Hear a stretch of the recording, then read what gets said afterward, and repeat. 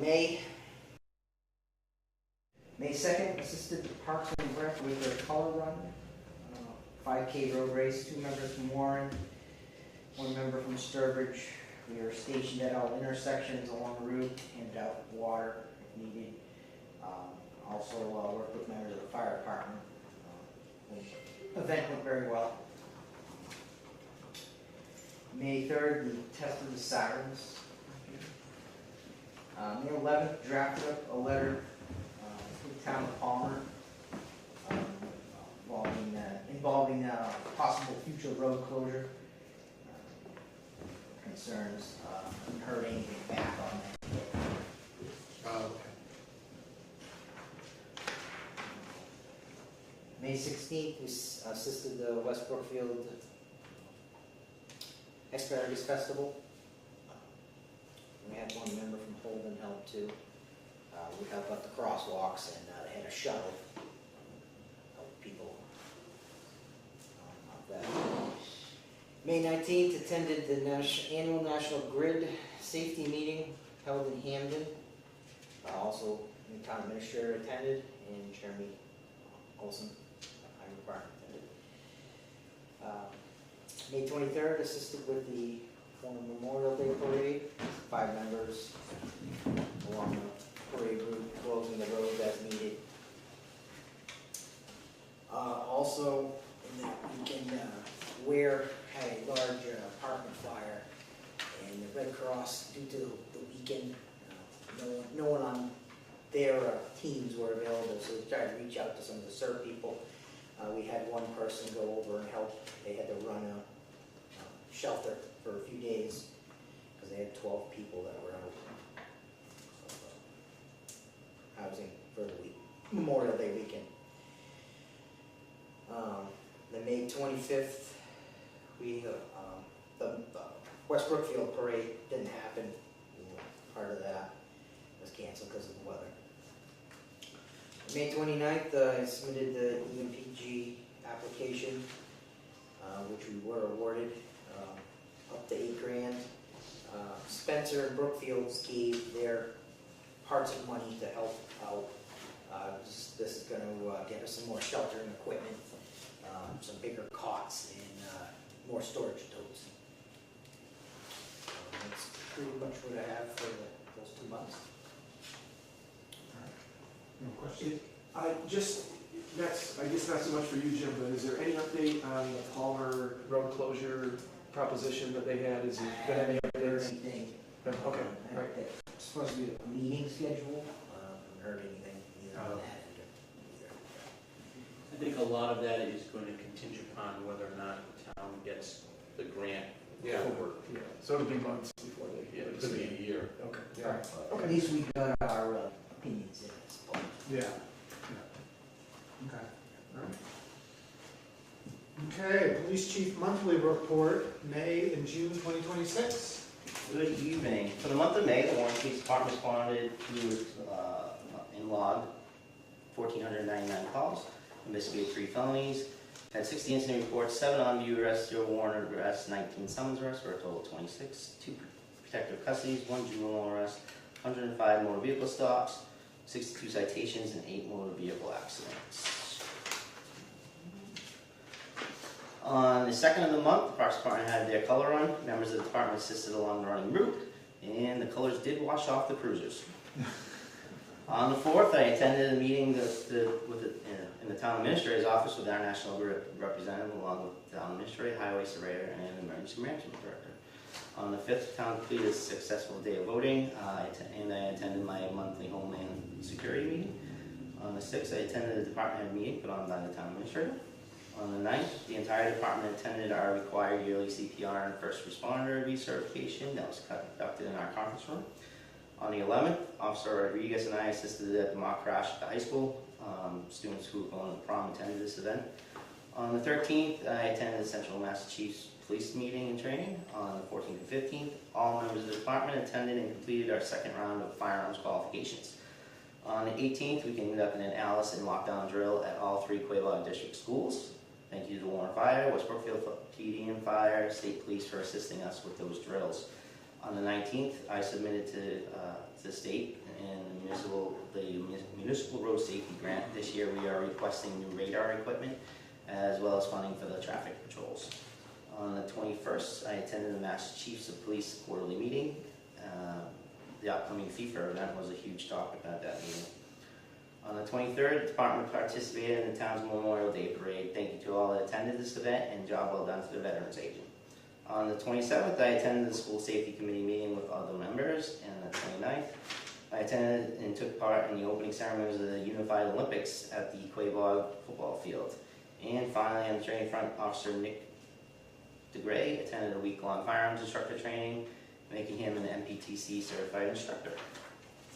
And for June, in the month of June, the department logged 1,056 calls, investigated 4 felonies, had 64 incident reports, 3 on-view arrests, 3 warrant arrests, 14 summons arrests for a total of 20, 1 protective custody, 0 juvenile arrests, 90 motor vehicle stops, 46 citations, and 7 motor vehicle accidents. Okay, that's June. On the 2nd of June, I attended my monthly Homeland Security Board meeting, and also the department's Humvee sale was finalized. This Humvee went on a municipal bidding site, and it was sold at bid. We ended up getting $15,500 for it. Nice. So my goal with that is to replace it with a truck that we can actually use and go to emergency events with it and bring equipment, and also it's there for patrol if we needed it, where instead of having a lawnmower on the side of the fire department. On the 3rd, I attended a senior class awards presentation in the auditorium at Quabog. And on the 6th, I then attended the graduation ceremony at Quabog. Congratulations to all the graduates, and good luck in your future endeavors. On the 9th, I attended the quarterly meeting of the Domestic Violence Task Force along with fellow members, Chief Perry from Ware and Chief Landine from Harvard and Braintree.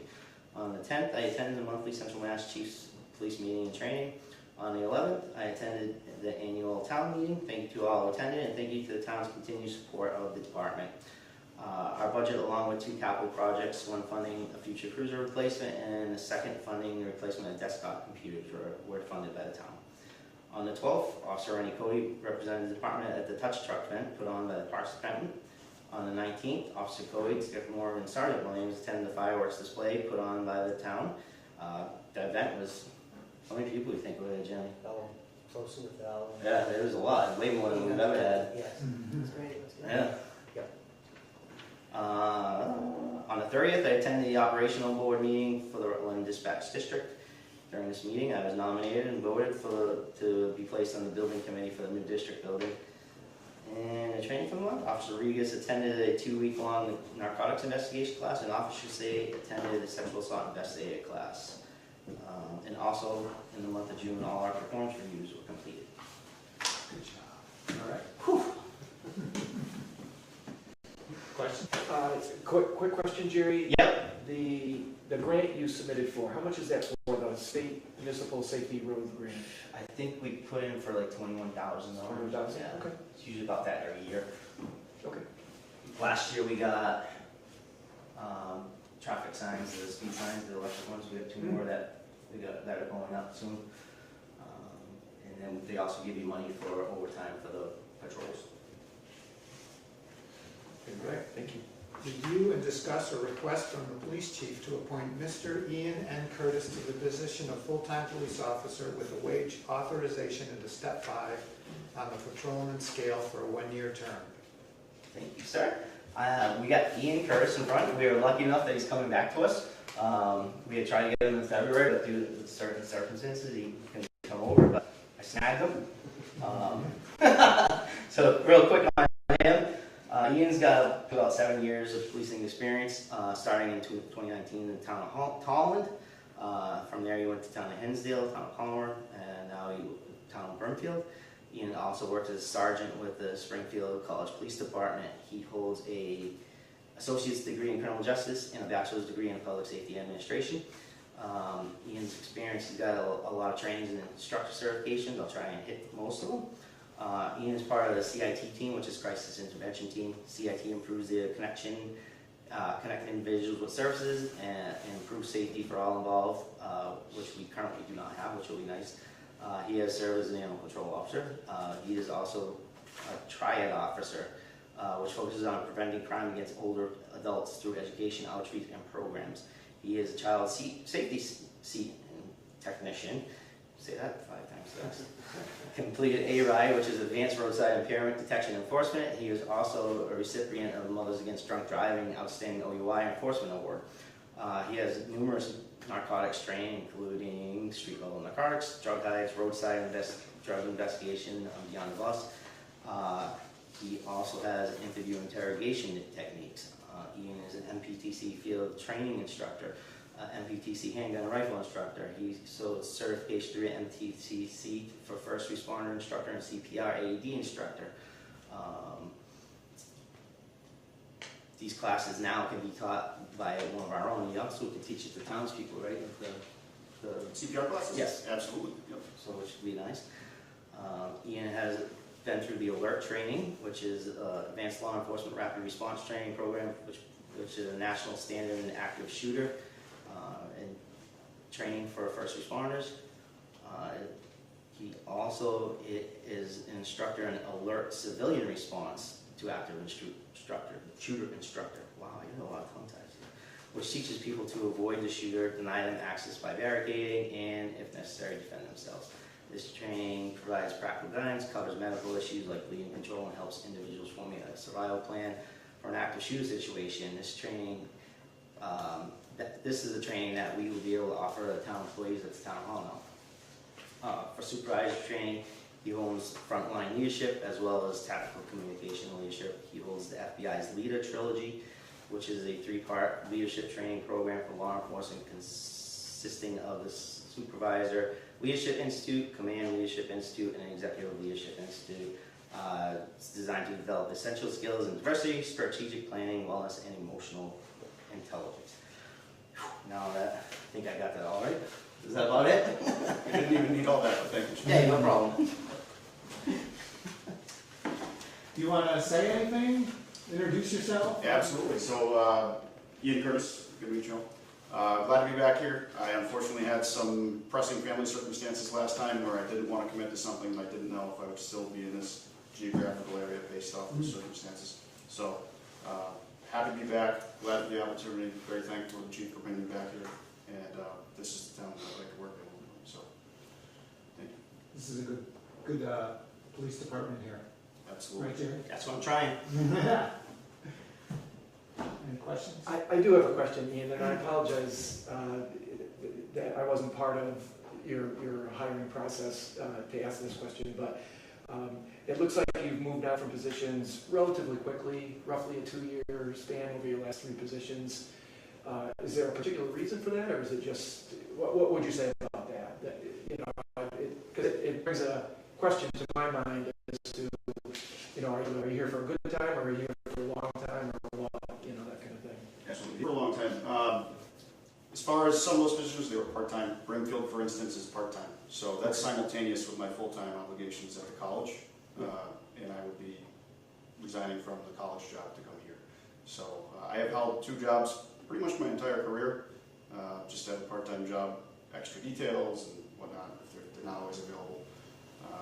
Okay, so when I see the resume, it looks like you went from one job to another, but it's overlapping jobs. Is that Full-time jobs for the town of Hinsdale, Yep. town of Palmer, and the Springfield College job. okay? All right. Well, I'm glad to hear you're here for the long time, and I hope that you find a warm and accommodating opportunity for you in your position. Absolutely. Thank you. Thank you. You have any questions? Nope. Okay. We can proceed to a vote if you're, Okay. motion. So, sure, I'll make a motion to appoint Ian N. Curtis to the position of full-time police officer with a wage authorization at step 5 on the patrol scale for a 1-year term. I'll second it. All in favor? Ray Packer, aye. Rich Hacker, aye. Welcome aboard. Thank you. Congratulations. Congratulations. Thank you, Joe. Yeah. Congratulations. Thank you, sir. Thank you. Chief, we'll just have to get him sworn in on. Do you have, Yeah, he's got, and then he's got to just get sworn in on Monday.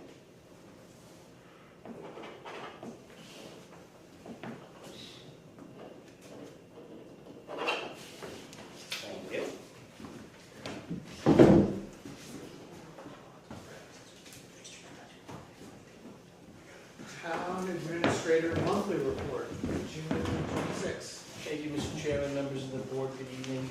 I'll start with June's monthly tax collections for the month of June 2026. We collected $198,141.84. That is comprised of $123,743.31 of real estate taxes, $142.09 of personal property, motor vehicle excise tax of $53,548.19, interest and fees $14,278.25, registry clears of $1,440, mobile home parks of $1,500, municipal lien certificate fees of $400, and sewer liens of $3,090, total $198, $140, $184. I did have a chance to look back and on future reports, now that we've been doing these collection ratios to you throughout a whole year, I'm going to be able to put a column on here for last year's, you can compare where we were last June, this June. We were virtually right on target with last year's June, because I happened to look back at the report. And it's a good way to see if collections ever dip, if there's a significant dip from one year to the next. We can, try to analyze as to why, or what's going on, and just monitor collections as we have been. But just for some of the highlights for the month of June, it was a very busy month. We completed and started the evaluation process, employee evaluation process for staff, and that are supervised with the Board of Selectmen. I'd like to thank everybody for the participation in that. I attended the high school graduation at Quabog, along with Selectman Belize and Selectman Capaco. So it was a very nice ceremony, and congratulations to all the graduates. We conducted the department head meeting on June 11th in preparation for our annual town meeting. Again, we had the annual town meeting on June 11th. It was a very successful in-town meeting. All of our warrant articles passed. There was no free cash used to balance the budget, no layoffs, no reduction of services, no overrides in fiscal year 27, and no less than a 3% increase from fiscal year 26 to 27. So that's a job well done by all our staff and all our department heads. I participated in a small town administrators annual meeting in Westminster. Worked with Warren Rural Improvement, as well as Sylvia Buck, Mrs. B, to complete the Warren Honor Roll sign improvements in front of the library. We will be scheduling a rededication very soon. Continued contract negotiations with Central Mass Regional 911 911 Dispatch District. The wheelchair lift at the Board of Health office has been completely decommissioned. The new wheelchair lift is scheduled to be installed in July, and I participated in a Maya virtual training on coordinating FMLA, ADA, retirement, and workers' compensation benefit. Excuse me. The building department and planning department was also very busy. They have processed 24 building permits were issued for the month of June. 2 code violations were identified, and stop work orders were issued. Planning board held meetings on June 1st and June 15th. This is site plan review hearing continued for the proposed development on Cemetery Road by Paquette Brothers. Contracting, the hearing will be continued till July. Special permit and site plan review were conducted for a standby generator replacement at the Verizon Wireless property at 21 Quabog Street. board voted to approve and issue the special permit and site plan approval. They also discussed the floodplain district zoning bylaw amendment, which was approved at the annual town meeting. The town clerk is moving forward with his submission to the Attorney General for final approval. And then we had a board member, who was our new selectman, Ray Capaco, resigned his position from the planning board as of June 2nd, and Ed Londigan was appointed by the Board of Selectmen to the next municipal election, and his first meeting was on June 15th. Any questions? No. Thank you, Jim. Thank you. Communication from the tax collector regarding a printing error on some preliminary real estate tax bills. The good news is the tax bills went out. The bad news is about 250 of them, 250 taxpayers got tax bills from last fiscal year instead of this fiscal year. What happened was I printed some of the bills and then didn't get to finish them before I went home. I came to work the next morning, just clicked the wrong thing, and I had from letters T to the end of the alphabet essentially were incorrect. Thank you for the two eagle-eyed taxpayers whose last names are at the end of the alphabet who called and said, am I late already? This says due 2025. So that gave me a heads up to what was going on. I was able to tell that it was from somewhere in the T forward because somebody had come in to pay a bill whose last name began with T and it was fine. And I saw my unknown bills were not fine, so I knew somewhere in there to the end of the alphabet. So that was on Tuesday. He called me. By Thursday, I had the new bills printed out with a notice of explanation, and by Thursday, they were all in the mail. So if your name is at the end of the alphabet, keep an eye out for a second billing, which will be correct. The first one you got was not correct. It was preliminary bills from fiscal 26. So it's not a huge difference in the amounts that are due, $30, $40 in some cases. That's all. Like I said, I appreciate the people who brought it to my attention. The people I've spoken to, for the most part, have been, that's fine. Just let me know what extra I have to pay, and let me see. There was one person who was pretty irate, but I apologized, and I paid for the postage of the second round myself because I feel really bad about the mistake. I try not to make them, but these things happen. So, Yeah. So All right, that's all. thank you. Any questions? How could you do such a thing? No, I feel bad that you paid out of your own pocket for the postage. I felt bad that I sent out bills incorrectly. So, Yeah, I understand. So, well, thank you for doing that. Sure. And my apologies, everybody at the end of the alphabet. Thank you, Carrie. Sure. All right, discussion of the town administrator's annual performance evaluation and goals. Do we need to discuss this now? I mean, the Ware River News got the scoop apparently, and everybody knows. Your PR person is Yeah. working overtime. I was like, wait a minute, how did this get in the paper? Well, if you would like to talk about some of the goals, I don't think everybody had a chance to really look at those, and if they wanted to discuss any of those or make changes. Okay, so the 2026 goals were to create a task force to look at ways to address the rising cost of utilities and insurance. That was completed and on time, right? Procure a vendor to refresh/update the town's website. That was done. Work with the Collins Center to perform a complete review of the town's personnel bylaws and update the policies, HR policies. That was done. Continue to address building maintenance and improvements to town buildings. That was done and continues. And then also continue to provide training opportunities to assist with staff development. So that was completed and is ongoing.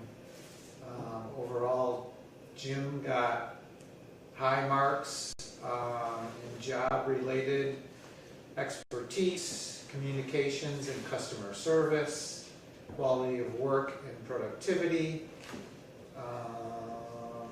initiative, creativity and problem solving, cooperation, teamwork and leadership, dependability and attendance, supervisory and staff development.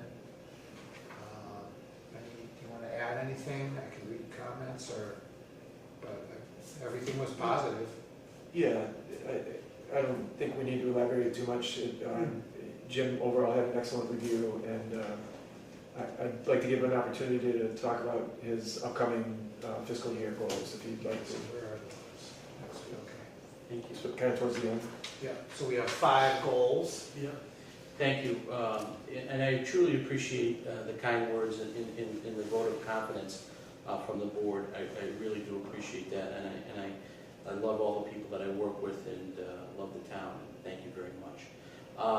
For the goals for fiscal year 27, I'd like to really look at, again, we're having some really specifications that really need to be pinned down on the vendor for the worn out Lexine glass, and I'd like to get that project completed at the Shepherd Building by December of this year. So we're moving right along. We're working on the specifications right now as we speak. I'm working on those, and that project I'm hopeful will be completed by December of 2026. I'd like to work with, I know this was mentioned to me directly by Selectman Capaco, I'd like to work with the Board of Health to facilitate a discussion to get 2 residents that are currently on well water to potentially switch to town water for the purposes of saving annual monitoring well fees incurred by the town. Those well fees and those monitoring for PFAS is significant. Those are annual costs that are absorbed by the town within the budget of the Board of Health. And if we were to get them, and it has been noted by our engineering firm, Barton and LaJudas, that if we were to get them on to town water somehow, those fees and those monitoring costs would go away. And how much are those? They're probably somewhere between $10,000 to $15,000 for the 2 houses Per year? per year. Okay. Yeah. There's other monitoring things that the Board of Health has to pay for that we're going to have to continue to pay for. The landfill, some of the solar on the landfill and different things to that nature. We're still going to have to pay for some of those in perpetuity.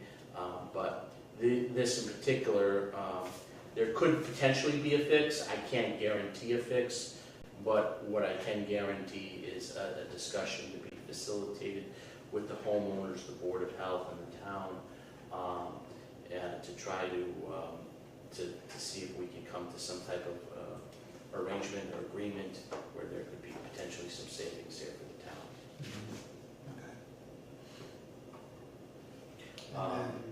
Okay. The third one would be, I would like to continue to do some additional training and some certifications. It's tough, especially my first couple of years. I got the MCPPO certification, but sometimes it's because the job is very involved and there's a lot of things that could happen at any given time. Sometimes I run out of time to do some of my own personal certifications and different things, and I would like to obtain a certification as a small town administrator, credential administrator by this time next year. And so there's a whole host of different certifications that you can get and different levels of certification. I'd like to start with the small town administrator as being a credentialed manager. There's also another organization that I belong to, the International City Managers Association. I would like to be a credentialed manager in the future with them. But there's a lot of work that's involved in getting those certifications, and so I would like to get the certification, and work on that and to try to do some of that this year. Continue to address building maintenance and improvement needs in all of our town buildings, as well as providing opportunities to staff to build upon staff development. We've got a great staff here. I want to give them the tools and the resources that they need to continue to be successful and to continue to prosper in the municipal environment. And maybe one day that they want to move on to a higher position within town government. They have the opportunities to do that by having had training and building development within the staff. All right, excellent. Anything else? Nope. Okay, thank you, Jim, Thank for a you. good job. Yep, thank you. Good work. All right, let's see. Oh, I'll mention Jim scored a 206 out of 215 total. All right, discussion with a possible vote to allow the fire chief to fill shifts through the use of a full-time salary line due to an anticipated vacancy within the department. So I talked to the chief today, and he said it's something he's done in the past. Correct. So it's a typical request. So, I think we've done it one time since I've been here, and some other times previous to this. He just likes to bring it before the board, so the board's aware of it and gets the board's authorization. okay. And so just to clarify, it doesn't change the budget at all, it just basically reallocates money within the salary line item. Yeah. Okay, so do we want to have a motion for that? Or? Yeah, probably. Okay, all right. Well, I'll make a motion that we allow the fire chief to fill shifts through the use of the full-time salary line due to an unanticipated vacancy within the department. I'll send it. All in favor? Ray Capaco, aye. Rich Hacker, aye. Motion carries. Review of a request from the Board of Health to transfer the responsibilities for administering the plumbing and gas inspector functions to the building department. Thank you, Mr. Chairman, members of the board. I had received a written request from Jessica on behalf of the Board of Health. I know that there's a couple members here this evening from the board. We did some research on this. I talked to Jessica about it. I talked to Laura about it. I talked to the town accountant about it. There's no objection internally for this. However, our bylaw clearly states that the appointment of the plumbing and gas inspector is under the Board of Health, and that's review. And in order to change that function and those responsibilities, after speaking with town council, they feel as though that a request would need to be done to change our local bylaw before this could be considered. Well, could they still appoint? Well, so what if this took effect? I guess I don't understand. Who would be the inspector? There would still be a plumbing inspector appointed, Yes. for example. Yeah. Okay, but they would work with Laura So instead under yeah, the so planning board? the responsibility of basically making sure that the turnovers are properly turned over, making sure that the inspections are done, and the more administrative functions would be transferred to Laura, Yeah. and that would be taken away from Jessica, Okay. who currently does it. The appointments of these inspectors, and the reason why I think originally why all of these things were under the Board of Health is because that they appoint. They Right. appoint the plumbing and gas inspectors. So that administrative function, along with the appointment function, originated with the Board of Health. Yeah. And so they're requesting to move the administrative functions over to the Building and Planning Department. And so but they would still, under our bylaw, would have the appointing authority. So- So, I mean, I think that was the original intent when it was originated way back when with the bylaw, was to have them as the appointing authority, and you know, then they would also be responsible for the administrative functions. So now you would, you know, theoretically, you know, split that. We don't have the bylaw in front of us, do we? It's section, I think it's section 10, the last, one of the last sections of the bylaw. So I guess two questions. If we were to ultimately make a change, who would then appoint these two positions? Would it be us, or?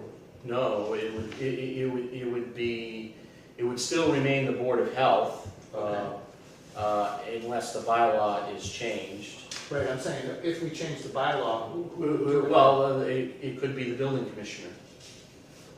The building commissioner would appoint? Yeah, the building inspector. In some of the larger communities, it's done like that. In some of the larger cities and towns, it can be done like that. Does he have authority to appoint? Yeah, under the statute, I believe it He would does? either be the mayor, the Board of Health, or the building inspector.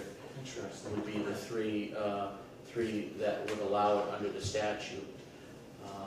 Okay. You know, it's, So my second question then is, I want to know what the language is. So in other words, can we keep the Board of Health appointing, but just move them under the building department? You know, in terms of scheduling and paperwork and all that stuff, right? That's basically what we're looking to do. Okay, so you want to retain the power to appoint, which is fine. And the rest of it goes over to the building department, basically because that's all, we don't have any control for plumbing at all. It's Okay. all under the building department. Yeah. So that should go with that. Okay, so, my purpose of stating that was that the intent, I believe, of the bylaw at the time was that since they appoint, they're responsible for the administrative functions. yeah. So that's not brought, broken up into two different departments. We're hopeful that, Board of Health will open their, will have additional hours come December, with Jessica taking on some additional hours in December. Originally, the Board of Health was open, Monday through Thursday.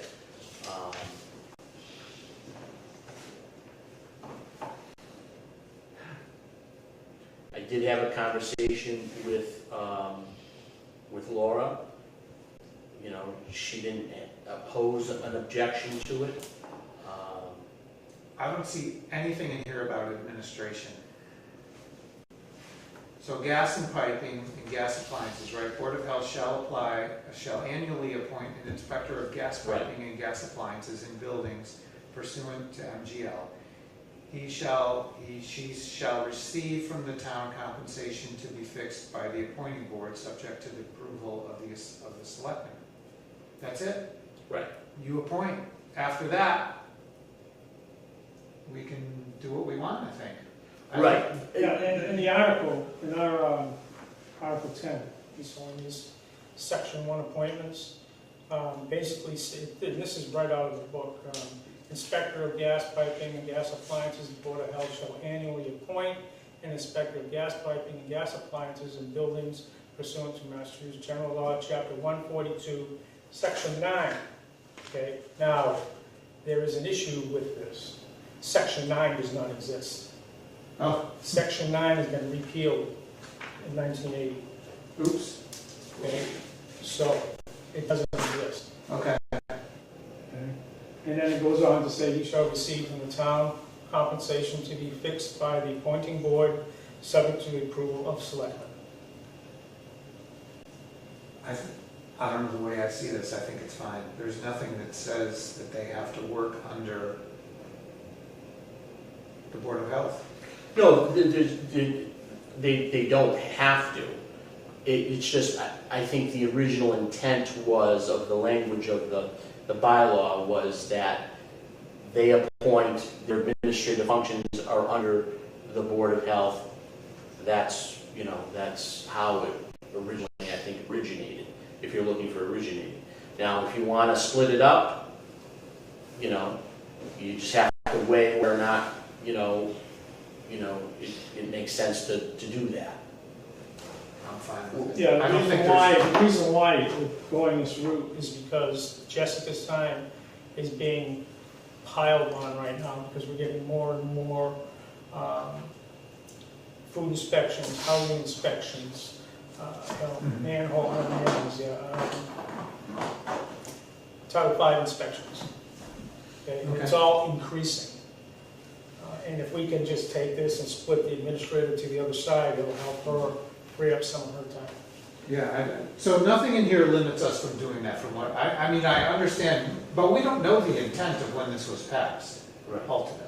We just know that this language says specific thing. So, yes, correct. So,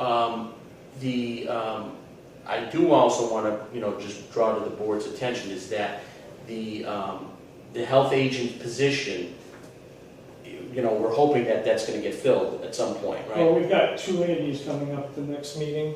Okay. So, that position has been vacant, and we've been using, shared services with Tessa and so on and so forth. The other inspectors there, we just got somebody new for the Title V, right? yes. Yep, somebody new for the Title V. So there are some people that are going to be doing those things, and obviously Jessica is not doing any of the inspections because she's not licensed, but she's doing, some of the administrative functions of that. Okay.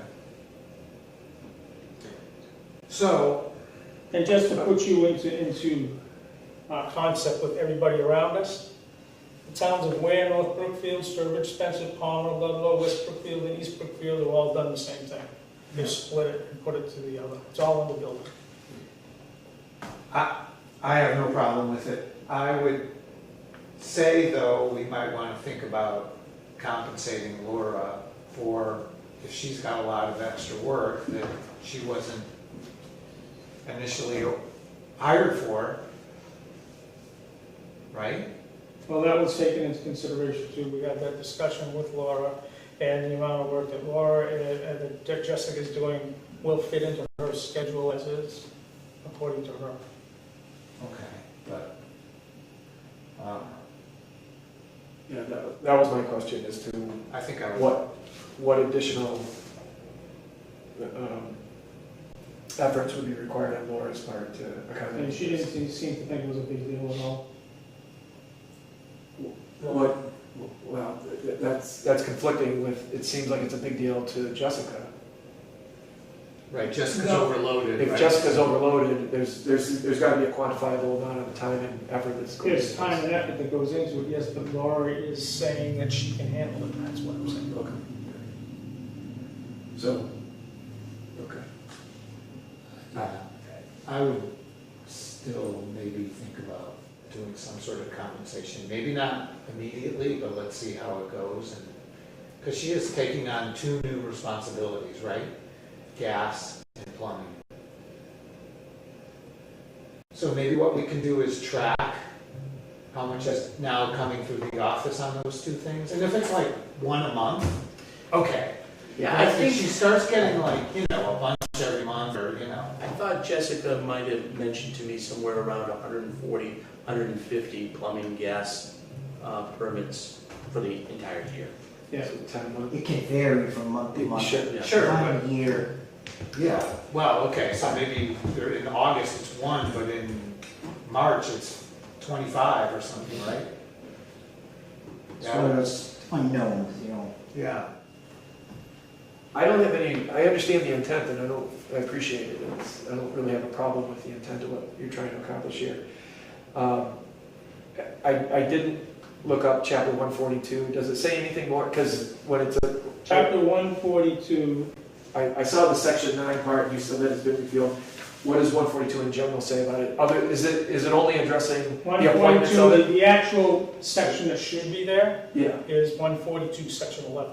Okay. Is And it, section 11 says inspectors appointed from civil service list approved of plumbing or gas fitting exemption. Section 11, the said inspector of buildings, if any, otherwise the Board of Health okay. Or the mayor. or the mayor. Okay, all right. Okay. So it really is only, the state code's only talking about getting that appointment done, Right. not about, Yeah. nothing to do with the administration Right. aspects of it. I guess, again, I'm very sympathetic to the intent of it. It does make sense that it would be a building code issue more than a health code issue. But basically, You would when somebody retain- calls for plumbing for us, I gotta refer them to the building anyway, because the Right. Board of Health has nothing to do with the administration of that. So you would still retain perk tests. Perk test that's Title V, That's nothing to do with plumbing. So sewer installs is, that's all. that's all Title V. That's all Title V stuff, okay. So the Which plumbing, stays with you guys. plumbing and gas is like, say, gas furnace inspection. So putting in a new appliance. New appliances. Yeah, plumbing a house or something Bathtub, like that. And that's all under more Building. building, It's building. you know, we would do the perk and the. Yeah. With the only caveat of, as Rich has mentioned, if there was a way to quantify the amount of time and effort that this does take. And again, I'm not trying to, I know that might have sounded, you know, if it's significant enough, if Jessica's at her threshold, and this gives her a little breathing room, and Laura may not be at her threshold, and she can accommodate it, then so be it. That's great. We can leave everything as it is. Yeah. Just shift it. And if that's truly the case, then I can endorse it all. If it turns out to be something other than that, you know, make sure it comes back before us so we can Yeah, and adjust. just to clear the air here, it wouldn't have been brought to this level if the case was different than what it is. Yeah, yeah. Okay.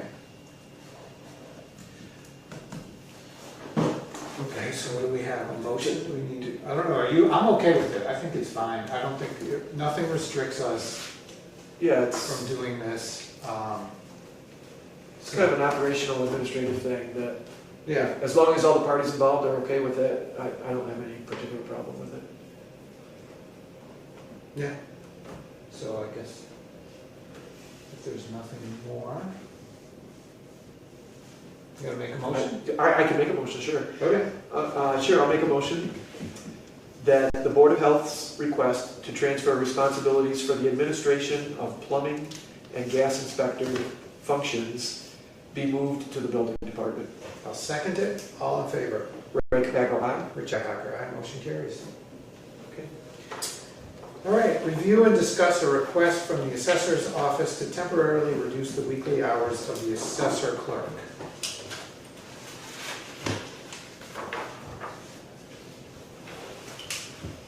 Okay, Mr. Chairman, members of the board, we have a request from the clerk in the assessor's office to reduce current hours from 16 down to 12, from July 13th to August 21st. And so essentially, she would be working Monday through Wednesday, 9 to 1, and she would not be working on Thursdays. She has some personal reasons, and she's looking to make this temporary until the 21st of August. So rough, 6 weeks a month. I think it's a total of 8 weeks altogether. Yeah. The rest of July and 4 weeks in August. So, I'm fine with this, if the assessors want to allow her to do this, but I want to see the office continue to be open. I don't think we should reduce the hours. We just sent out tax bills, people are going to have questions. This wouldn't be such a big deal if there was an assistant assessor, because then you would have somebody to cover. But, I mean, the thing we sell at town meeting is that we're a full-service town. You know, when you call our offices, people actually pick up a phone.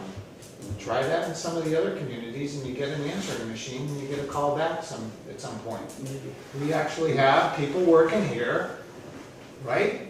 Board of Health, police station, Board of Selectmen. So I want to, what are the office hours now? What's the, Monday through Thursday, what? Yeah, 9 to 1. 9 to 1? Yeah. And what is? Under the request, we would lose the Thursday hours coverage, the 9 to 1 on Thursday. So we would be out of out of office on Thursday. Okay, I would like to see one of the board fill in that spot. Well- I guess I'm not in favor of reducing the hours of office itself. Yeah. How they want to shift their personnel around, I don't really Yeah. care. I will, I did have a conversation with Deb Hardy. She had indicated that at the time when I spoke to her, that, she would make, whether it be availability for herself or for an appointment-based, schedule. However, I don't know if her circumstances have changed since that. It's my understanding she was in a pretty, substantial car accident. So I don't know if that commitment would still be, be on the table. And what about the other two? I don't know. All right. How long have we been without an assistant assessor? Well over a year. It's been like 2 years. Yeah, and this is, yeah. So when I talk to the parties involved, I understand, there's a concern that this degrades the service hours available.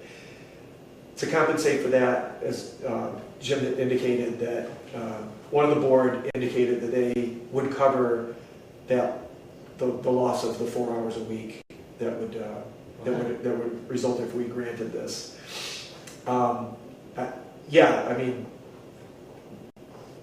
That could change, obviously. You can't guarantee the future.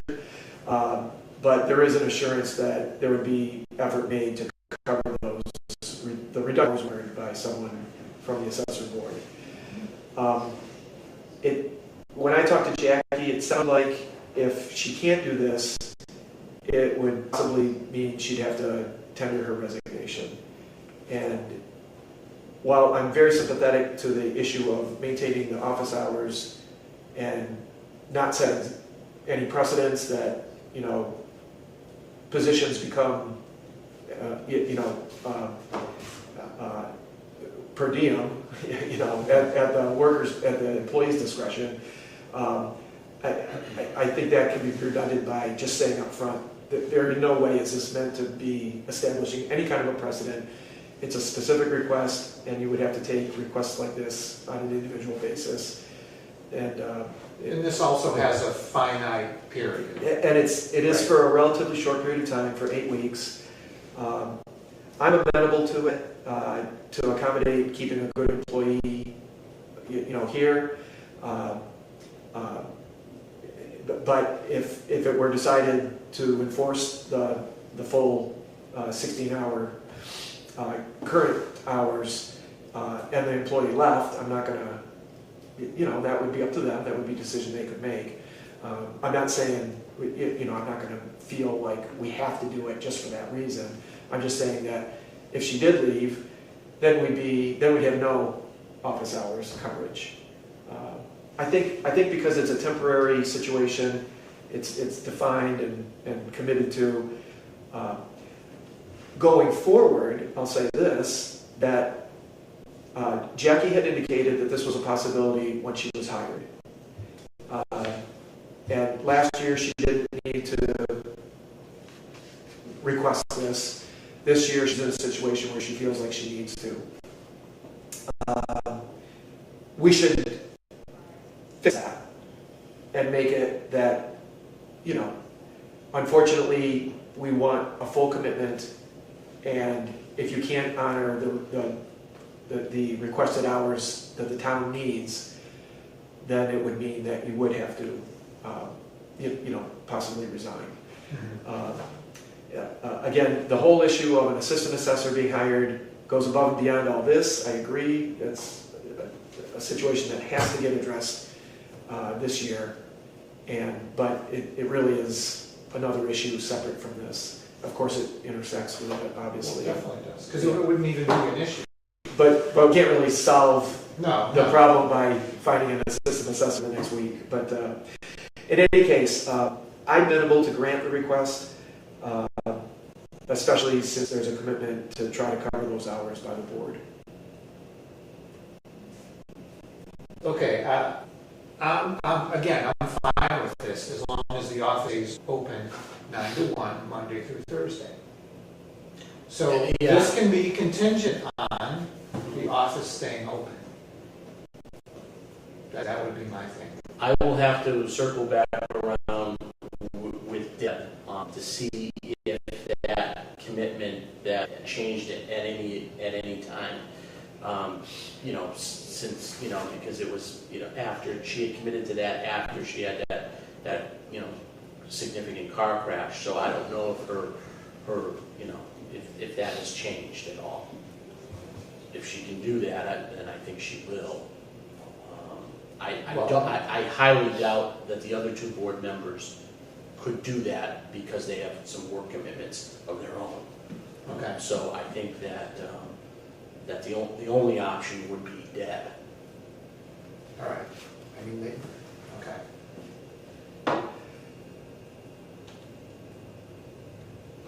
So do we make a motion that we can grant the temporary request contingent upon coverage by, alternate coverage by the board? Yeah, Is that what we're looking for? I will vote for that. Okay. We can figure out the details, and if the details don't work out, then we deal with it again. Okay. They could hire somebody part-time for 4 hours, right? No. I mean, they could potentially. I don't know if they have some time left of a senior work-off person. That was mentioned that maybe could go in there and answer the phone. They could not hire anybody. This is an appointment by the Board of Selectmen. The Board of Selectmen is the person hired. We'll say that the senior work-off, that's the point of having it open is because I come in with my tax bill and I'm like, what is the deal with this? And a senior work-off person isn't going to be able to field that. It's a potential solution, but not a good one, I guess. So if you want to make that motion with contingency, I'll support it. So I'll make a motion to grant the request from assessor to temporarily reduce her weekly hours from 16 to 12, contingent on the loss of the 4 hours is covered by the assessor board. I'll second it. All in favor? Ray Capaco, aye. Richi Hacker, aye. Motion carries. Review and discuss any FY26 year-end departmental line item transfer requests. Thank you, Mr. Chairman. We have 3 requests before the board tonight. All 3 were approved by the FinCom. The FinCom met on Monday. We could take up the first line item transfer request, which is from the treasurer, Don Swistak. The requested amount is for $1,261.57, and this is due to a short in the Medicare expense line. We anticipated the payroll to be slightly lower than what we had budgeted for our Medicare expense tax line. And so therefore, we will need a transfer from medical insurance, which has a surplus of well over $130,000 to cover that shortfall. So what's the medical expense line? 135,000 over. What does that normally cover? The medical expense line is what we budgeted for medical insurance for all town employees. So we have a surplus of about $135,000. This transfer is going into the Medicare line, which covers our Medicare tax, which is based off of everybody's salary amounts. Right, so the medical expense, so does that mean we had fewer claims in 26? No, this is the health insurance. The medical expense? Medical expense is health Health insurance. insurance. Oh, okay, all Yeah. right, so we spent less on health insurance. Well, we budgeted, well, don't forget, the treasurer has to budget for every full-time position. Yeah. And so we've had vacancies. We just had a vacancy with the police, we had a vacancy with sewer, we had some vacancies throughout the year. Okay, I see. Yeah. And she roughly budgets $25,000 per position. Right, okay, all right. Okay. So I'll make a motion to approve the line item transfer for $1,261.57 from the medical insurance expense line to the Medicare expense line. I'll second it. Okay, yeah. All in favor? Ray Capaco, aye. Richi Hacker, aye, motion carries. So we have one from the sewer department for 13 grand. Yep, so the sewer department is looking to do an interdepartmental transfer from their $13,000 from their sewer maintenance and supplies account to their sewer maintenance purchase service account. And this is to cover some outstanding services. And the reason why they were requesting this is because there was they didn't anticipate the insurance deductible payment that needed to be paid, as well as some extra lab testing due to the copper compliance study that is mandated by the DEP.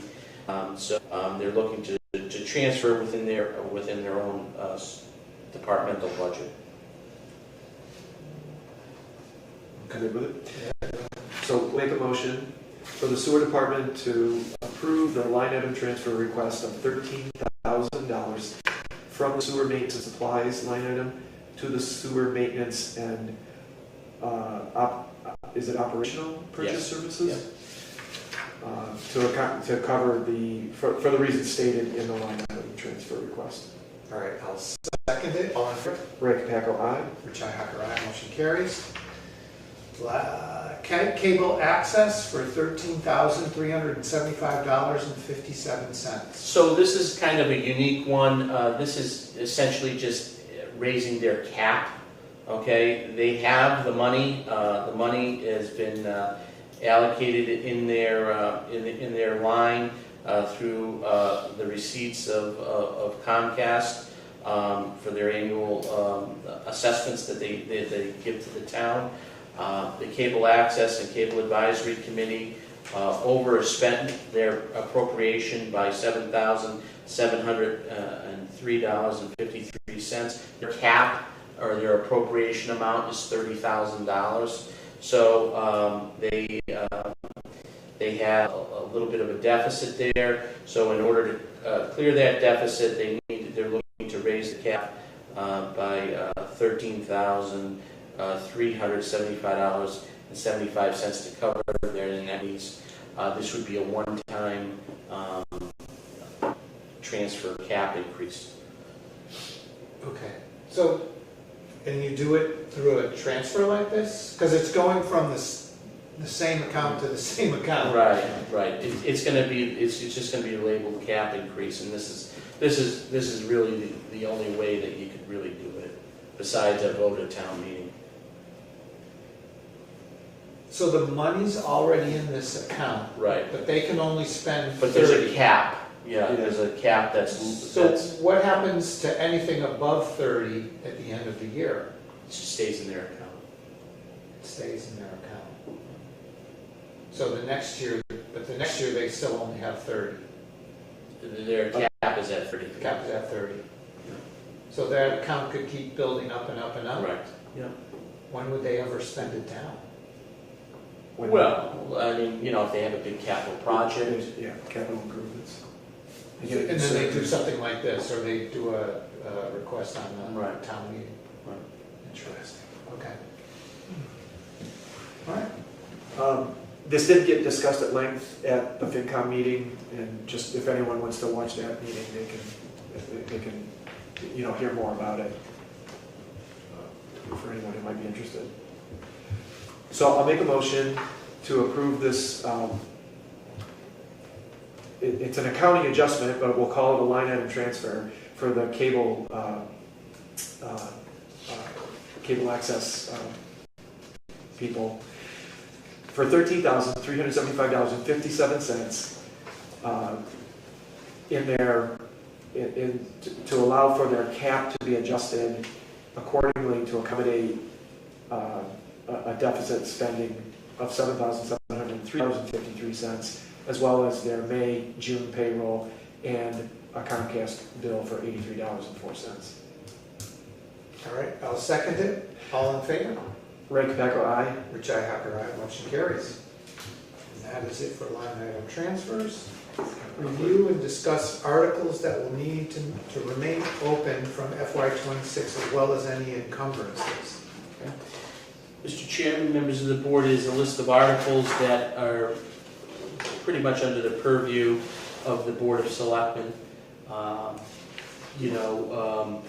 We can start with the first one, which is the town website upgrades. We originally allocated $20,000 for that project.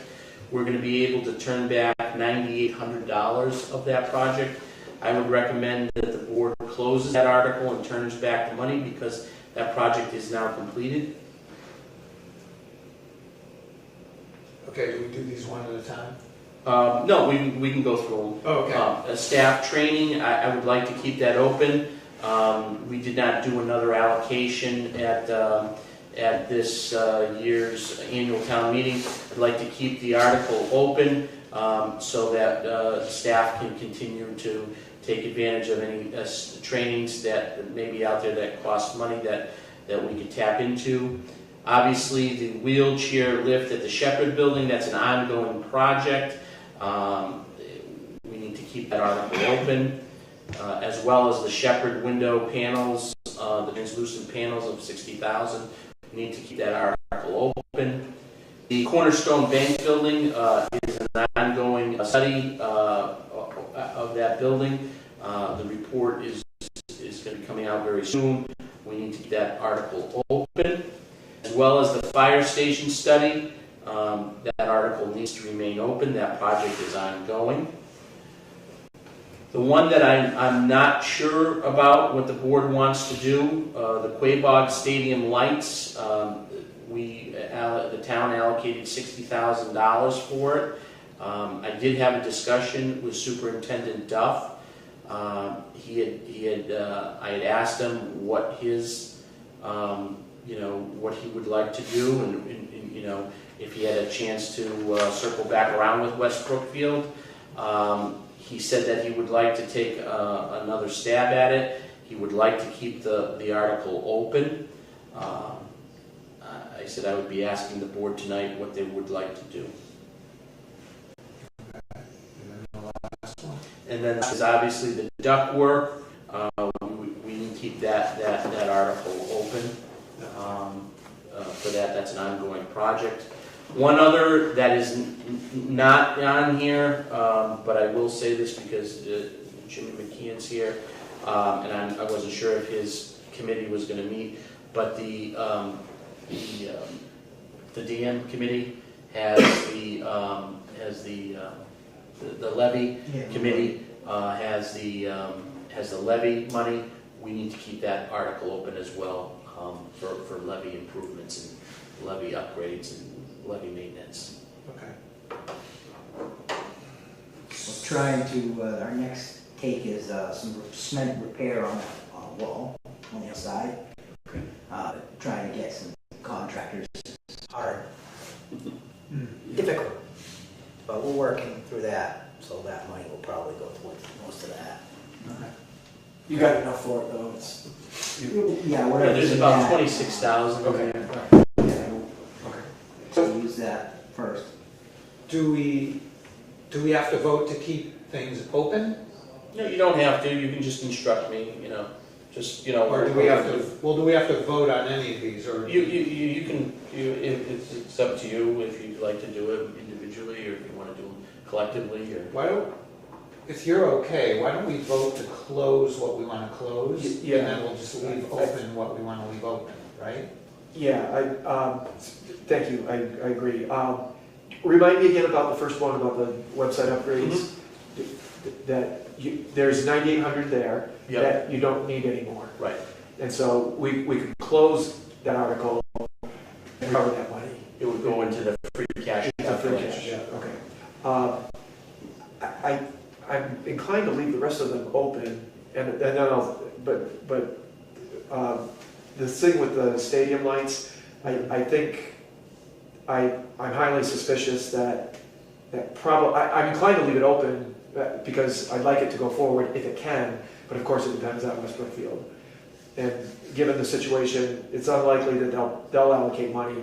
And if that's going to be the case, we should recover the money, but we could do that at a future time, I think. Now, let me ask you that, could we recover this, for example, in the future, like next month or in the fall special?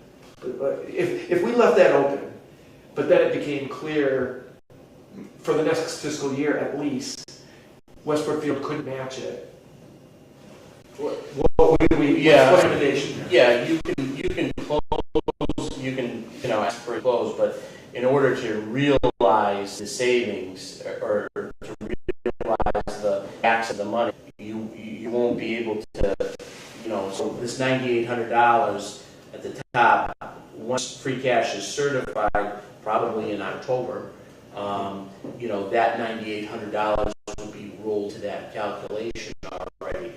So if you did the 6,000, say, in November, at a meeting or December meeting, that wouldn't be realized until next October. But Okay, all right. but could we close it next month? There's not like a time frame on this. that we have to do it. No, the 15th is when the account So needs to okay. know. All right, The 15th of, this July. month. Yeah, that's what I was getting at. We Yeah. can't do it next Right, month. right. Oh,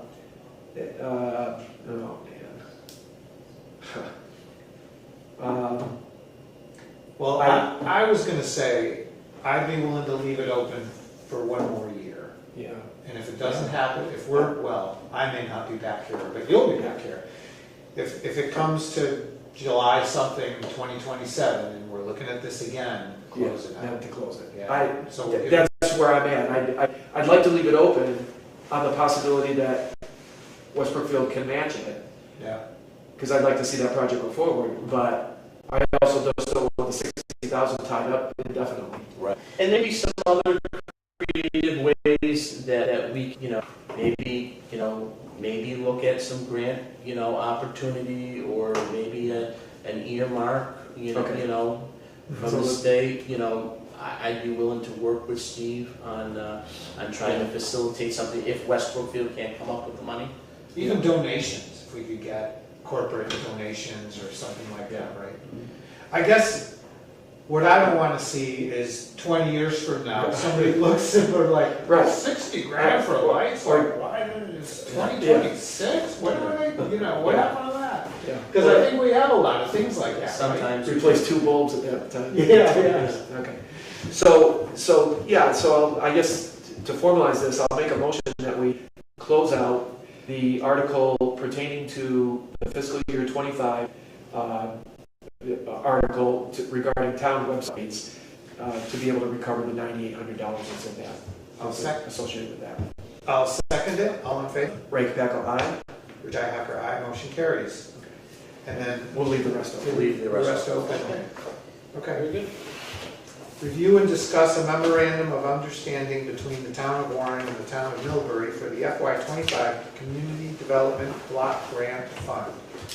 Thank you, Mr. Chairman. Before you this evening is an MOU between the town of Warren and Millbury. The town of Warren is going to be the lead for the administration of the CDBG grant that was awarded in fiscal year 25. Millbury was tacked on to our CDBG application, as you may recall. They are going to do a small project. We were awarded approximately $900,000 for improvements on infrastructures. They are going to do a small $100,000 project or so on their senior center parking lot and improvement in Newbury. So, but we are going to be responsible for the lead. We're the lead community, and this is just an MOU between us and the town of Newbury, codifying that. Okay. I don't have a problem. Yeah, no, it looks good. So, we're going to vote to endorse this memorandum of understanding. Yeah, just or approve, whatever. Approve, okay. Yeah. All right, so I'll make a motion to approve the memorandum of understanding between the town of Warren and the town of Newbury for the fiscal year 25 Community Development Block Grant Fund. I'll second it. All in favor? Ray Capaco, aye. Richi Hacker, aye. Motion carries. Review with a possible vote on a contract amendment with Ty and Bond for additional engineering, design, and construction phase services for the HVAC improvement project at the senior center. Thank you, Mr. Chairman. This is essentially a change order in the project.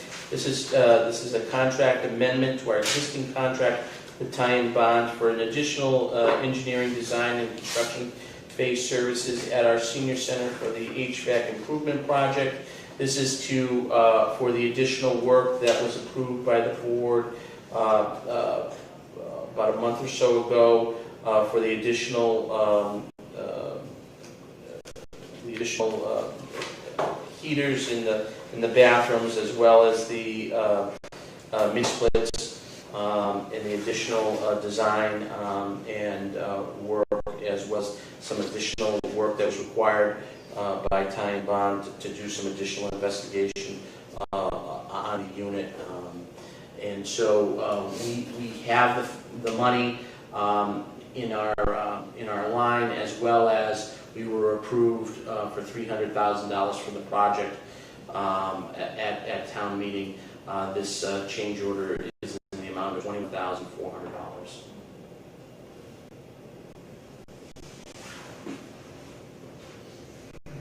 As is often the case, we live in a time and an age where these are unfortunate realities, I think. And Yeah. while I find these numbers astronomical and insane, I don't think we have much choice here. No, we're kind of committed at this point. Yeah.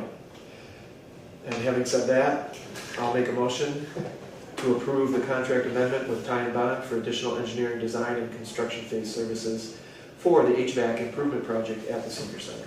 I'll second it. All in favor? Ray Capaco, aye. Richi Hacker, aye. Motion carries. Review and discuss changing vendors for document shredding from Stericycle to InfoShred. So, thank you, Mr. Chairman. I'd like to bring to the board's attention that Stericycle's renewal is up this month in July, and my administrative assistant, Christina, did some great research and really some hard work in looking for some other opportunities to save money. She took it upon herself to do some investigation work. She brought it to me. I thought it was really good work that she did. And thank you, Christina, for doing that. We have an opportunity to save the town approximately, was it almost $1,500? Almost $1,500 when it all shakes out if we were to change vendors to InfoShred. We looked at Stericycle again, renewing with them. We looked at Iron Mountain, I believe, another company, and we were able to come up with a little bit of savings with InfoShred. Through the overall scheme of things, if we could save on an annual basis $1,500 here, $1,500 there, $1,000 there, whatever the case may be throughout the whole budget, at the end of the day, we got a lot of money. So I know that, and I've listened to the Selectmen about, trying to cut back and trying to save wherever we can, and we're always trying to do that. and this is a classic example of us trying to do that. So, we have an opportunity to go with InfoShred. We would have to let Stericycle know this month, and we would save. Yeah, there was a lot of analysis here. I was gonna say, you just gotta give us the executive summary, because holy moly. Yeah. There's a lot of cost to this, right? And a Yeah. lot of nuances, like the fuel fee, and I don't know. It's just, all these extra fees they charge on. So, I don't know, Christina, do you wanna say anything about this process, or you don't have to, but just if you wanna. No, the InfoShred was very responsive to. Stericycle was very hard to get a hold of. Okay, that's a really good point. Customer service, right? Especially maintaining an existing customer, you should be on top of that, right? And if they're not responsive. The other way to autonomous getting additional savings was transferring it to an 8-week from a 4-week, Pickup or whatever? pickup, Oh, okay. which helped save additional too. And Stericycle never suggested that, or? They agreed to it as well, but they didn't agree to changing it to a flat rate for the fuel. Yeah, Fuel varies I saw that. as well, Okay, where InfoStrike has a flat rate per barrel. okay. So the most it can go up to is $12, which whenever fuel gets that high again. Yeah. But right now it's holding at $6 flat fee, Okay, so it's $86 yeah. Okay.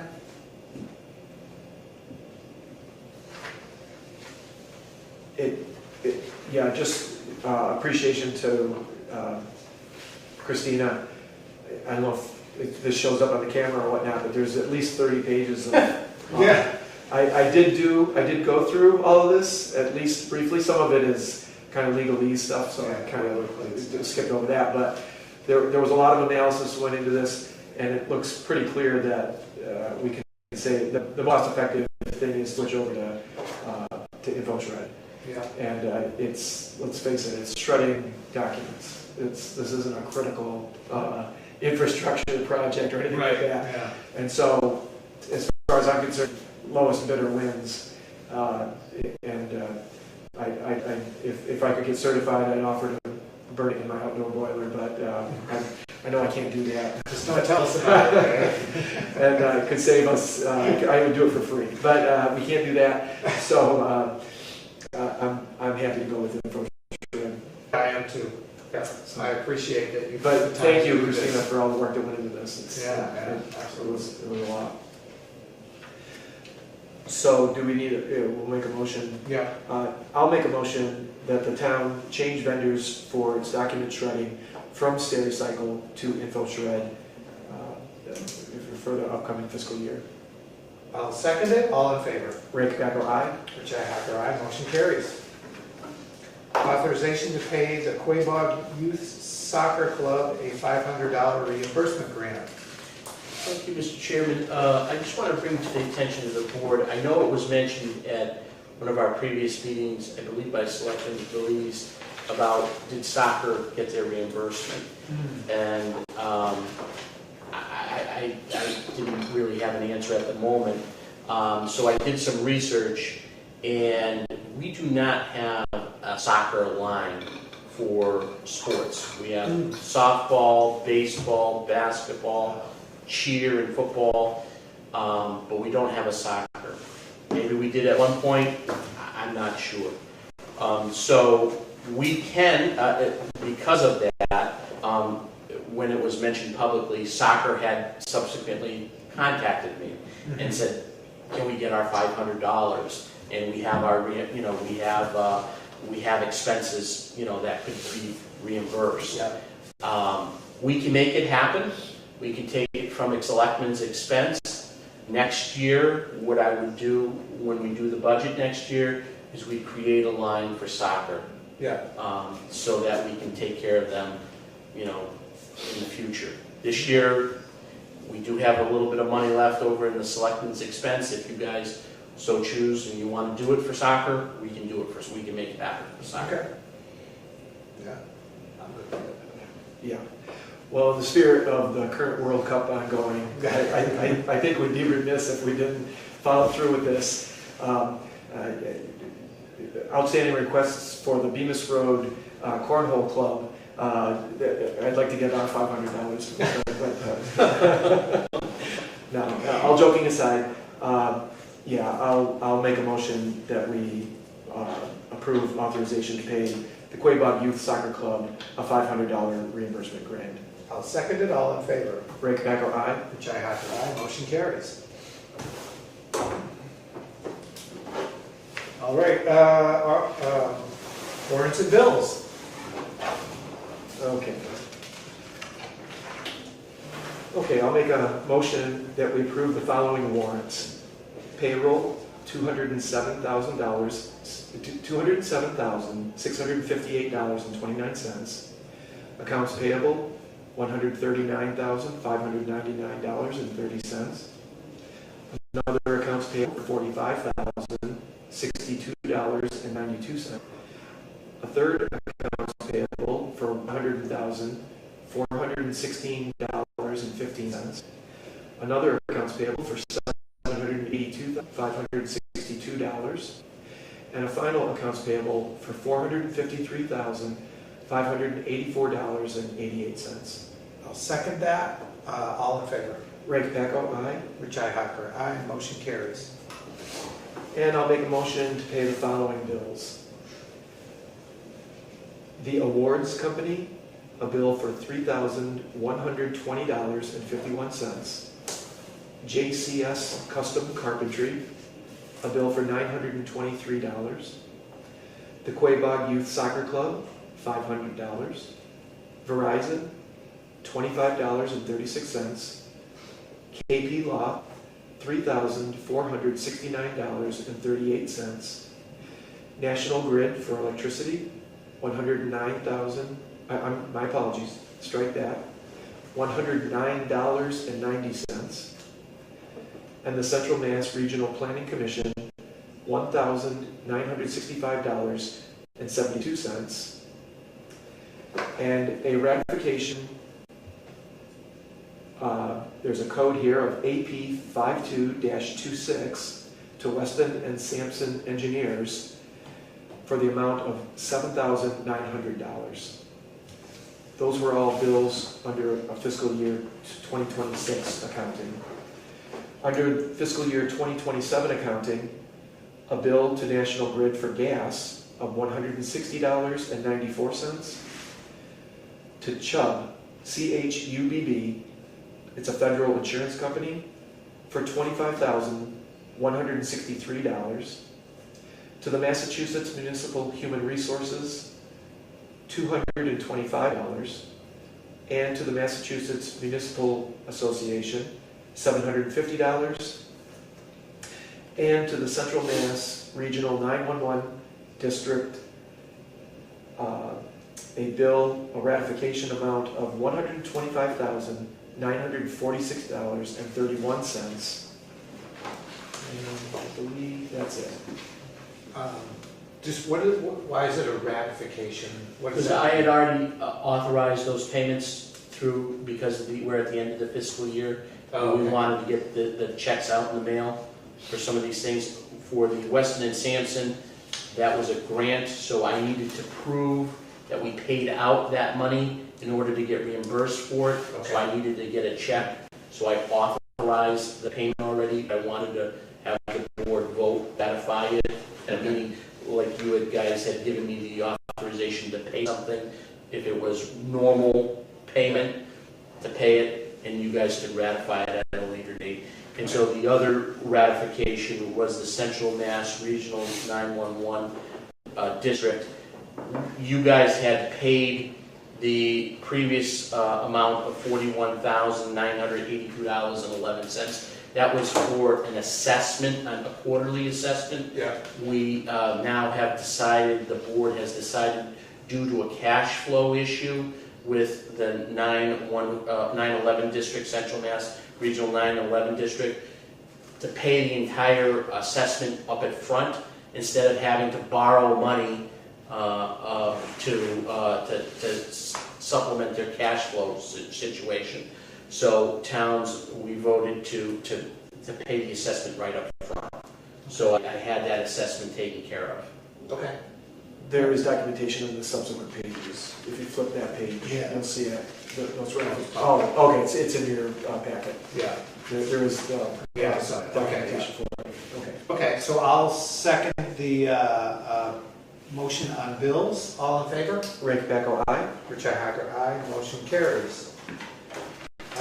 Is there a vote to approve meeting minutes from 6/4, 6/11, and 6/23? I'll make a motion to do so.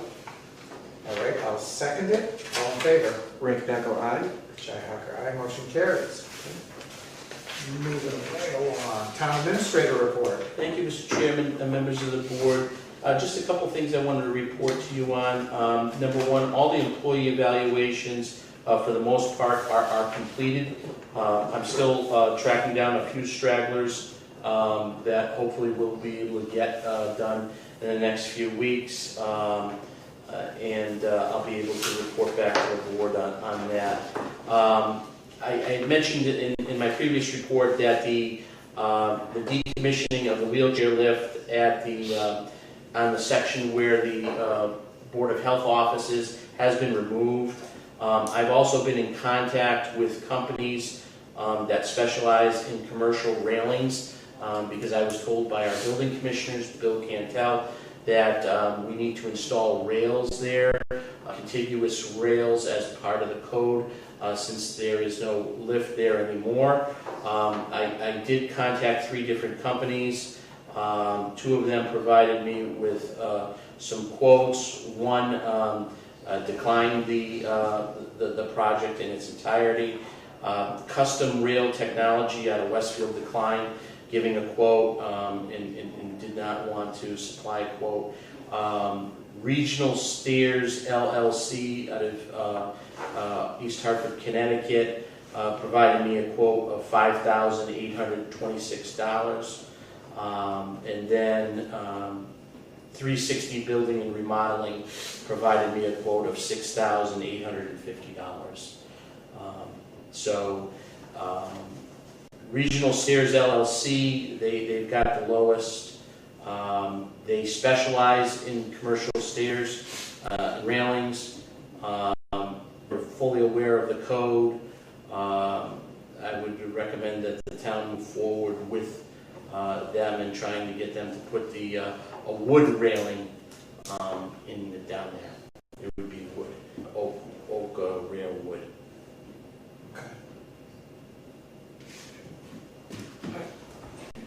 I mean, we gotta put it in. Yeah. And so if that's the low bid, then Yeah. I recommend that you proceed with it. Yeah, go ahead. And we have money out of our maintenance of town buildings, we'll be able to pay for that. I'm working with the Executive Office of Technology Services and Security. I've worked with them in the past for getting our, I was successful in getting our grant for our computers. And so I contacted them again. In the back of my mind, and it's been on my list, is that at some point our server is going to need to be replaced. It was identified in previous reports. I contacted my friends at the state within this office who provided us the grant with the computers 2 years ago. They still have the grants out there, and so they said that we needed to do an additional health check. So I scheduled an additional health check, all free of charge by the state. TOS, the company, is going to do the health check and is going to go through our server and going to provide our IT company with an assessment of the server, a third-party assessment. We're hopeful that that assessment will check out and say, yeah, you're going to need to replace it within the next year or so, and then I can apply for a grant. And so I'm working on trying to get that done. So the server expense that could be 15, 20 grand, Hopefully that maybe if I'm successful and we get the health check done and working with the Executive Office of Technology and Security, if we all work together on this, we could maybe potentially get the server covered and get it replaced. I'm working on that, and I've already started the dialogue, and we've had our initial meeting with TOS last week over the computer, and they're going to be setting up an assessment on our server very soon. I will have to give them permissions to get into our server to do the assessment, and I will let Entree know that they will be coming in to do that. So how come we didn't use Entree to do this? Because it needs to be a third party. Okay. It can be, All right. yeah, it can't be our own MSP provider. Yeah. Of course they'll say, oh, Yeah, this is in terrible shape. Yeah. Okay. Sledge hauling bids came back. We had 2 bidders. We had a bid opening on the 29th, I believe, the 30th. And the low bid was Wind River Environmental. They won the bid. So I'm in the process of getting the contracts drafted up. We did all the bidding. I did all the bidding in-house. We did all the specifications, everything in-house. So we were able to save the town and the sewer commissioners a little bit of money by doing that. Wind River will be taking over, and they currently hold the contract with J&M prior to Wind River. Wind River bought out J&M, and now Wind River will have their own successful 3-year contract that will start November 1st. So we're in the process of contracting and getting their bonds, and so that will be coming a contract before the board at some point for them, as well as the sewer commissioners. Okay. I'm also working with, dealing with one of our lots on Pleasant Street that did not sell at an auction. The Pleasant Street lot did not sell. We own it, it's town property. There's an illegal dumping going on the lot, as well as significant overgrowth. I've received complaints, a few complaints from one of the individuals that owns property abutting our lot. He doesn't live there, but he owns the property, and he would like it cleaned up. I instructed him that we are in the process of trying to get that taken care of. I've made contact with the owner that we think has some, personal items on our lot. She has made a commitment to me. I talked to her today. Myself and Jerry went out to the house yesterday. I talked to the owner today on the phone. Yesterday we just talked to the son. But the owner has re-emphasized to me that she will be cleaning up in the next 2 days, and over the weekend, the items on the lot and getting them removed from our lot. So at some point, once those items are removed, I can get somebody to get in there to do a thorough, debrushing and clean out of that property. All right. Anything else? No. Questions? No. All right. Thank you. New business.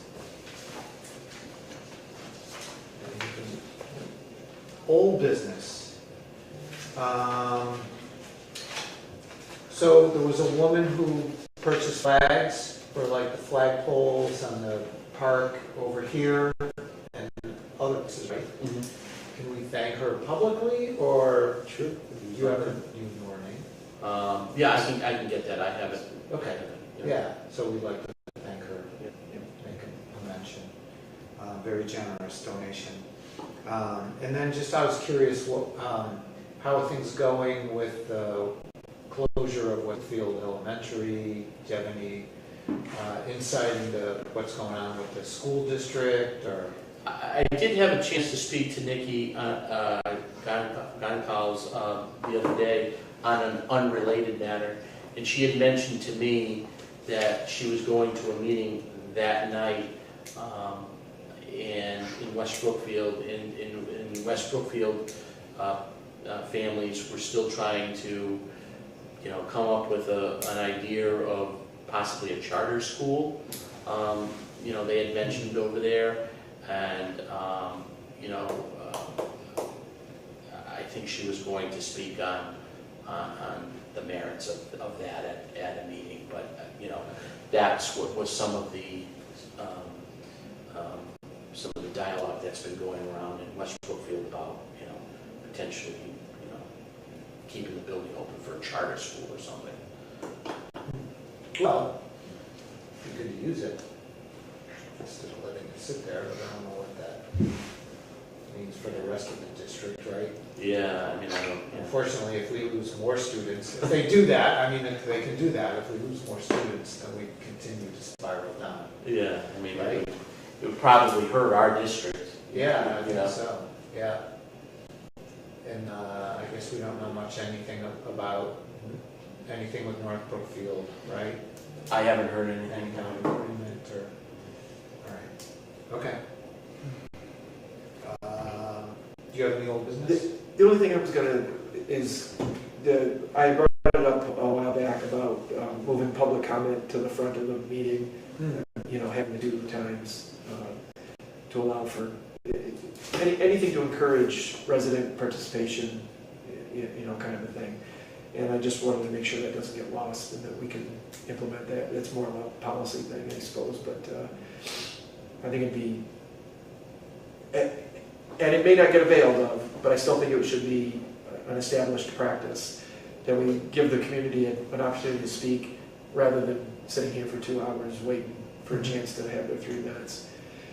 Keep the closing comments so that issues that came up during the meeting could be addressed, but have that opportunity for someone who comes in and just wants to make a comment about something that may or may not be on the agenda. I still think that would be an important posture, if not practical thing. I would like to see more people participate in the meetings and bring issues and questions and concerns and that kind of You thing. can lead a horse to water. So, Which sent it? You can lead a horse to water. Yeah. My thought was that typically Joe is here commenting, and that's it. So, let me just ask, would you prefer to go at the beginning or the end? Because your comments often aren't about the meeting anyway. Well, it's difficult to pick and choose a certain subject, even looking at what the meeting is going to be about, yeah. The whole idea is if there are people who might be inclined to come, say their piece, and get out, then they might not be so inclined if they've got to wait for an hour and a half or 2 hours to say their piece. With me, I don't want to wait for 2 hours. You'd probably say, if you could speak at the beginning of the meeting, you'd probably also be happy to make a comment about it, something that happened during the meeting too. You'd probably be inclined to stay for the whole meeting anyway. Well, yeah. It's really to accommodate anyone who could have that interest in making a comment, addressing the board, making contact, and then going about their business. Plus the fact that I can usually do it in under 3 minutes. Right, the intent would not be for it to become an open forum. It would just be simply, for someone who does want to bring something to the board's attention, it would be there. It might not get utilized, it probably wouldn't get utilized, but if it was there, it certainly won't be utilized if it's unavailable. Yeah. So that's where I'm coming from. And we're going to allow the same, was it your intent to allow the same person to comment at both? Because right now, you get 3 minutes at Sure. the end, and that's it. Sure, the closing comment time would be under the parameter of, it has to be pertinent to something that the agenda had. Okay. Open forum at the beginning of the meeting, agenda items only at the end of the meeting. So essentially, we're going to move public, what we have now for comments and concerns would be the front of the meeting. And then we basically have a new thing at the end, which would be comments on the current meeting only. Yeah, Okay. yeah. So the same person could avail themselves of both times, because they'd be addressing two different issues or Okay. potential. So there's no like, going back to what I said Yeah. at 6 o'clock. You could use your discretion. Yeah. As the chair, you could use discretion. Really, that's not the point. It's not the, To, that's like, not the intent. continue your. It's not the intent. Yeah. It's not the intent to get an extra 3 minutes. Right, exactly. Yeah, that's not the intent. Right. Okay. We looked at we got an update on the chairlift, we got an update on the Palmer racetrack. No, this Palmer racetrack's a different issue. Any news, anything happening with that? They're in court. Oh, okay, so status quo, I think they were, I did hear, I don't know if you've heard anything, that they were having some motorcycle event. Yeah, they're having ticketed events, special events. My guys Yeah, pulled but over it's ticketed some, within inside the organization is what I heard. my guys pulled over a car that had a bunch of four-wheelers and dirt bikes, and they were going up there for an event. okay. Wow. It just, So I Right, so there's still, think that's that's inside an the issue. permit. Yeah. Okay, I Are talked they- to Brad Brothers and he said they're in court currently. okay, and they're aware that this continues? Yeah. Okay, okay. all right.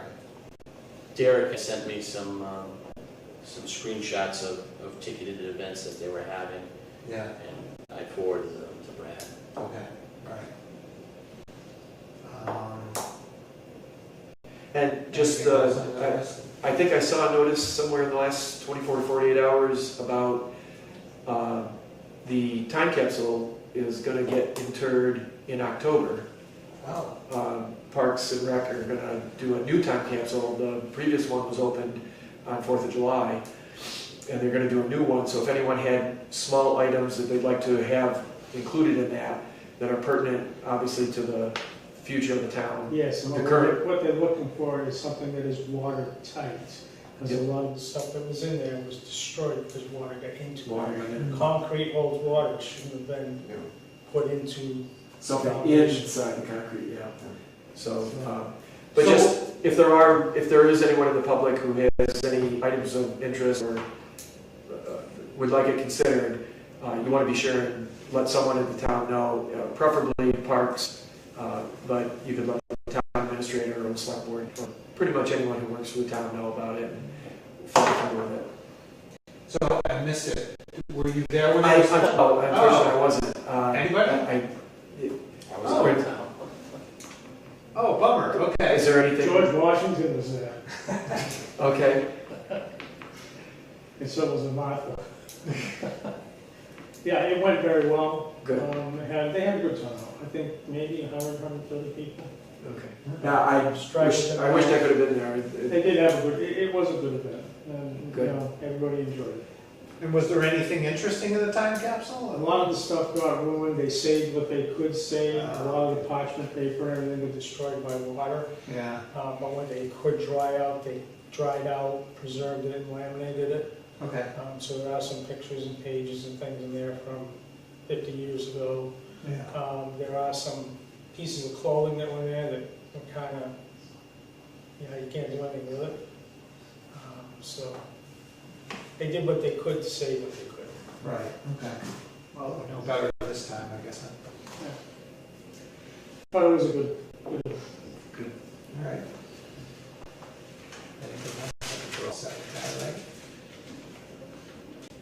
right? Okay, correspondence, communication from the Alcoholic Beverages Control Commission, Verizon unpaid taxes list, the real estate and personal property. So what's, oh, this is just a summary what's in town Correct. for ABCC. And then Verizon is discontinuing a service. Yep, so there's. Oh, the ISD line. So these are the copper lines that, are still in use in the town. We have a fax line at the Shepherd Building. The police have, I think, a fax line as well as fire's got a couple lines. So I'm gonna need to talk to police and fire, because these lines will be discontinued effective October 21st, I believe. Yeah, that's not much time. No. So, And to be clear, this is just town facilities, this is not, because Correct. like I have landlines. right, So right. it's This not- is something the commercial, within their commercial business accounts that they're getting rid of. Okay. You'll be on the list, because they did commercial first when I was in Munster, then they came around and did residential. Yeah, so like soon, probably, right? Yeah. Crap, okay. All right, be aware that's coming. This is all rights in.